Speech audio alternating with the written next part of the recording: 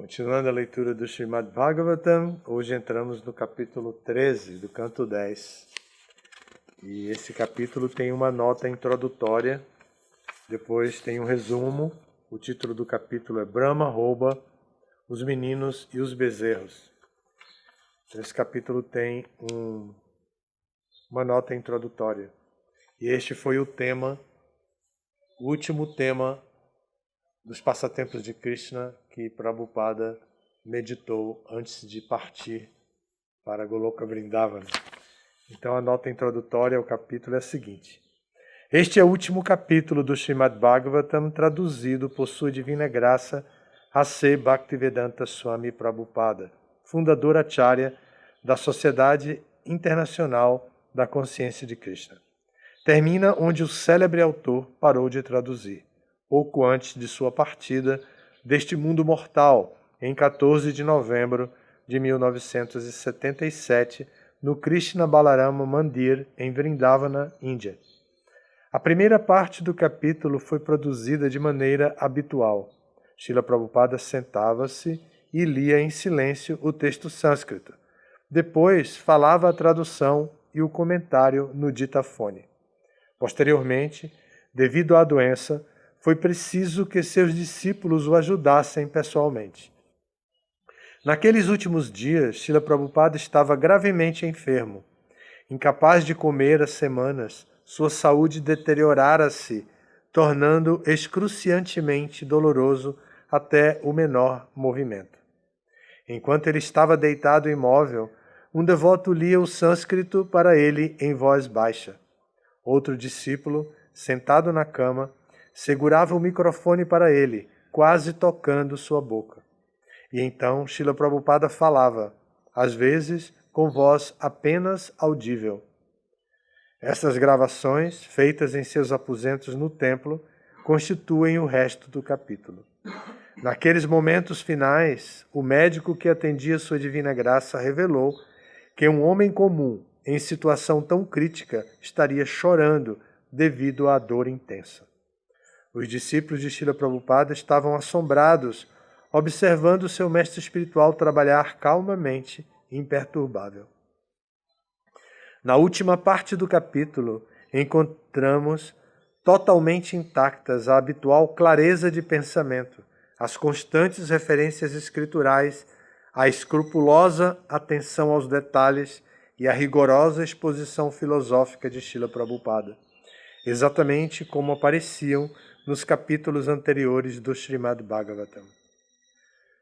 Os últimos dias de Srila Prabhupada e esta tradução ficarão como uma lembrança inspiradora de que nem mesmo as mais graves condições materiais podem impedir as atividades de um devoto puro da Suprema Personalidade de Deus. Os editores. Bom, vamos aqui ao resumo do capítulo 13. Brahma rouba os meninos e os bezerros. Este capítulo descreve como o Senhor Brahma tentou roubar os bezerros e os vaqueirinhos, e também narra a confusão do Senhor Brahma e como ele finalmente conseguiu livrar-se de sua ilusão. Embora o episódio referente a Aghasura tenha ocorrido um ano antes, quando os vaqueirinhos tinham 5 anos de idade, aos 6 anos eles disseram, isto aconteceu hoje.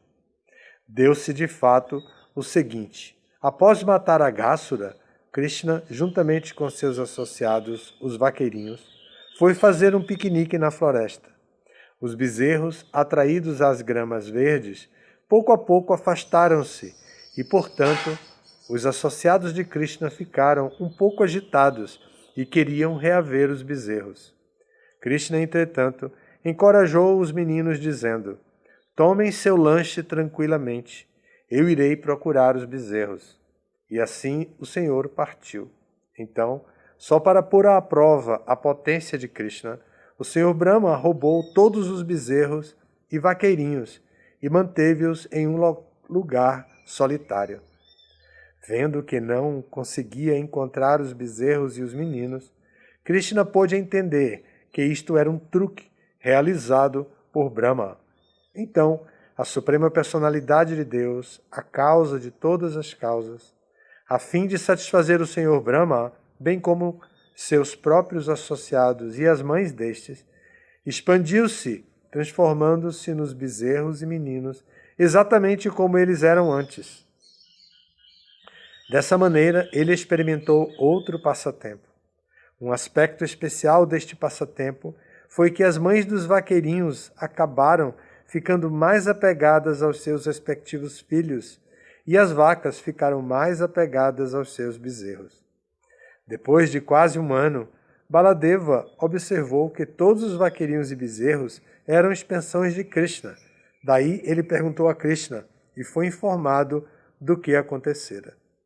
Passado exatamente um ano, Brahma retornou e viu que, como antes, Krishna estava ocupado com seus amigos, com os bezerros e com as vacas. Então, tal qual Narayana, todos os bezerros e vaqueirinhos apresentaram-se como formas de 4 braços. Brahma pôde então entender a potência de Krishna e ficou atônito com os passatempos de Krishna, seu Senhor adorável. Krishna, entretanto, concedeu a Brahma misericórdia imotivada e libertou-o da ilusão. Com isto, Brahma começou a oferecer orações em glorificação da Suprema Personalidade de Deus. Tem apenas 7 minutos. Vamos tentar ler então o capítulo seguido para seguir a tradição de Campina Grande. Sri Shukadeva Goswami disse: Ó melhor dos devotos, afortunadíssimo Parikshit, indagaste muito bem, pois embora ouças constantemente os passatempos do Senhor, percebes que suas atividades renovam-se a cada instante. Os Paramahamsas, os devotos que aceitaram a essência da vida, são apegados a Krishna no âmago de seus corações, e ele é a meta de suas vidas. É natureza deles falar só em Krishna a cada momento, como se esses tópicos fossem cada vez mais novos. Eles estão apegados a esses tópicos, assim como os materialistas estão apegados aos tópicos referentes a mulheres e sexo. Ó Rei, por favor, ouve-me com muita atenção. Embora as atividades do Senhor Supremo sejam muito confidenciais e nenhum homem ordinário é capaz de entendê-las, falar-te-ei sobre elas, pois os mestres espirituais explicam ao discípulo submisso até mesmo temas que são muito confidenciais e difíceis de entender. Então, após salvar os meninos e bezerros da boca de Aghasura, que era a morte personificada, o Senhor Krishna, a suprema personalidade de Deus, levou todos eles à margem do rio e falou as seguintes palavras: Meus queridos amigos, vede só como a margem deste rio é extremamente bela devido à sua agradável atmosfera. E vede só como os lótus floridos atraem abelhas e pássaros com seu aroma. O zumbido e o chiurear das abelhas e dos pássaros ecoam por todas as formosas árvores da floresta. Também aqui a areia é limpa e macia, portanto, este deve ser considerado o melhor lugar para nossas brincadeiras e passatempos. Penso que devemos almoçar aqui, uma vez que já estamos com fome, porque é muito tarde. Aqui os bezerros podem beber água e andar vagarosamente para lá e para cá e comer grama. Aceitando a sugestão do Senhor Krishna, os vaqueirinhos deixaram os bezerros beber a água do rio e então amarraram-nos a árvores onde havia grama verde e delicada. Depois, os meninos abriram seus cestos de alimento e, com grande prazer transcendental, começaram a comer com Krishna. Observaram que os bezerrinhos foram amarrados às árvores? Aqui diz isso, né? E então amarraram-nos a árvores onde havia grama verde e delicada. Como o verticilo de uma flor de lótus cercada por suas pétalas e folhas, Krishna, sentado no centro, ficou circundado por fileiras de amigos, todos os quais pareciam muito belos. Cada um deles tentava dirigir seu olhar a Krishna, na esperança de que Krishna olhasse para ele. Dessa maneira, todos comeram seu almoço na floresta. Entre os vaqueirinhos, alguns puseram seu almoço sobre flores, alguns sobre folhas, frutas ou montes de folhas, alguns nos próprios cestos, alguns na casca de árvores e outros sobre rochas. Eis o que as crianças imaginavam serem seus pratos enquanto comiam seu almoço. Todos os vaqueirinhos desfrutaram de seu almoço com Krishna, mostrando uns aos outros os diferentes sabores das diferentes variedades de preparações que haviam trazido de casa. Saboreando as preparações uns dos outros, eles começaram a rir e a provocar risos mútuos.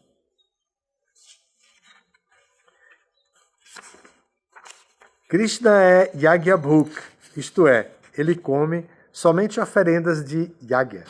Porém, para manifestar seus passatempos infantis, agora ele sentava-se, tendo a seu lado direito sua flauta apertada à cintura por sua roupa, e à sua esquerda sua corneta de chifre e o bastão para conduzir vacas. Segurando em sua mão uma deliciosa preparação de iogurte e arroz, com pedaços de frutas entre seus dedos, ele sentava-se como o verticilo de uma flor de lótus. O nome dessa preparação é arroz balarama, né? Arroz com frutas e iogurte. Ele sentava-se como o verticilo de uma flor de lótus, olhando para todos os seus amigos, brincando pessoalmente com ele e fazendo-os rir jubilosamente enquanto ele comia. Naquele momento, os cidadãos do céu, maravilhados de que a personalidade de Deus só come em Jagya, observavam que agora ele estava comendo com seus amigos na floresta. Ó Maharaj Parikshit, enquanto os vaqueirinhos, no âmago de seus corações, só conheciam Krishna, estavam ocupados em comer seu almoço na floresta, os bezerros atraídos à grama verde afastaram-se muito, embrenhando-se na floresta. Ao ver que seus amigos vaqueirinhos estavam assustados, Krishna, o temível controlador até mesmo do próprio medo, disse, só para aliviá-los do temor: meus queridos amigos, não parem de comer. Trarei os bezerros de volta a este lugar, indo procurá-los pessoalmente. Deixem-me ir procurar os bezerros, disse Krishna. Não interrompam sua diversão. Então, carregando seu iogurte e arroz em sua mão, a suprema personalidade de Deus, Krishna, imediatamente saiu em busca dos bezerros e seus amigos. Para satisfazer seus amigos, ele começou a procurar em todas as montanhas, cavernas das montanhas, moitas e passagens estreitas. Ó Maharaj Parikshit, Brahma, que reside no sistema planetário superior no céu, observava o poderosíssimo Krishna executar as atividades que consistiram em matar e libertar Aghasura, e ele ficou espantado. Agora, esse mesmo Brahma queria mostrar um pouco de seu próprio poder e ver o poder de Krishna, que estava ocupado em seus passatempos infantis, como se estivesse brincando com vaqueirinhos comuns. Portanto, na ausência de Krishna, Brahma levou todos os meninos e bezerros para outro lugar. Com isto, ele entrou numa enrascada, pois no futuro bem próximo ele veria quão poderoso Krishna era. Aqui é o verso 15. Vamos parar aqui e continuar lendo a partir do 15, né? Eu tinha feito um cálculo para terminar no dia... para começar o capítulo 14 no dia 1º de junho, para que a gente possa ter uma festa aqui com a presença virtual de Hridayananda Maharaj, e talvez até de outros devotos, e uma festa, um verdadeiro simpósio sobre o Bhagavatam aberto a todos os devotos, mas convidando alguns daqui da região para virem aqui mesmo. Cai num sábado, para a gente fazer a leitura no telão com Hridayananda Maharaj, dando início ao 14º